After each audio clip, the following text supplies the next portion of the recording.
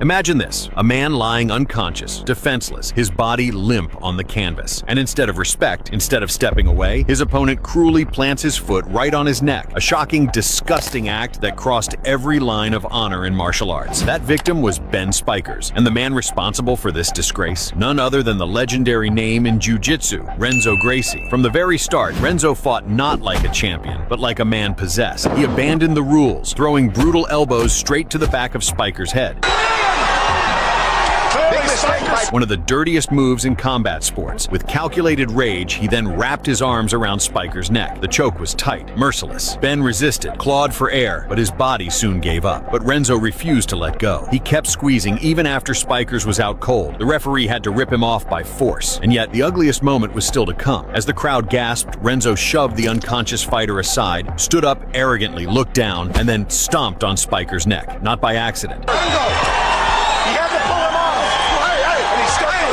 The audience was stunned. This wasn't just unsportsmanlike, it was pure malice.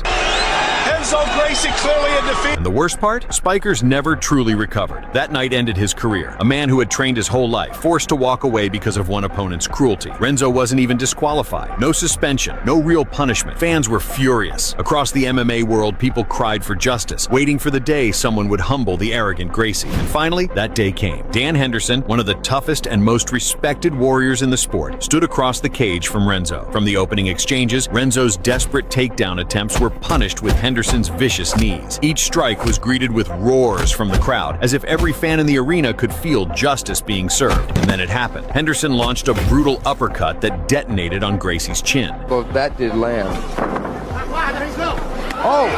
Back down.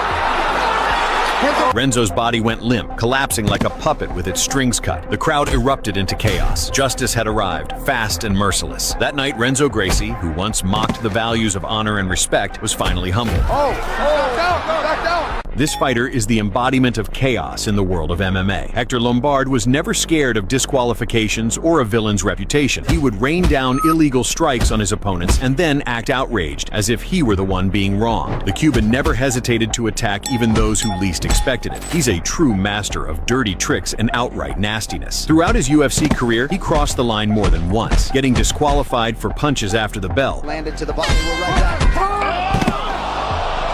Becoming notorious among fans for his most controversial and provocative antics. When Lombard was matched up against 45-year-old Dan Henderson, everyone in the crowd expected another wild show. It seemed like everything was against Hendo, an aging veteran facing raw, explosive aggression. But Dan is a legend for a reason, a man whose entire career has been defined not just by unbreakable willpower, but by a devastating right hand. No one counted him out, since his right hand had put plenty of young predators to sleep before. From the opening seconds of round one, Lombard went on the attack, exploding with combinations, unleashing a storm of low kicks, hooks, and uppercuts on Henderson. The Cuban fought with reckless aggression, sparing neither himself nor his opponent, hunting for a quick finish at close range. One of his powerful shots shook Dan, and the crowd held its breath. Was this the end already? Midway through the round, Hendo nearly went down. Lombard sent him to a brutal knockdown, but the veteran somehow survived, clinching up and refusing to let his rival finish the job on the ground. Henderson struggled to his feet, but never lost his composure. His experience and grit allowed him to weather the storm. He started to even, you could see it on Hector's face. He hadn't expected the old man to be this tough. Round two was a turning point. Seconds in, Lombard stormed forward again, trying to finish the job, but he got caught. Dan waited for his 1 second, and everything was turned upside down. A moment more and Lombard could have won by knockout, but instead he found himself in a DKO.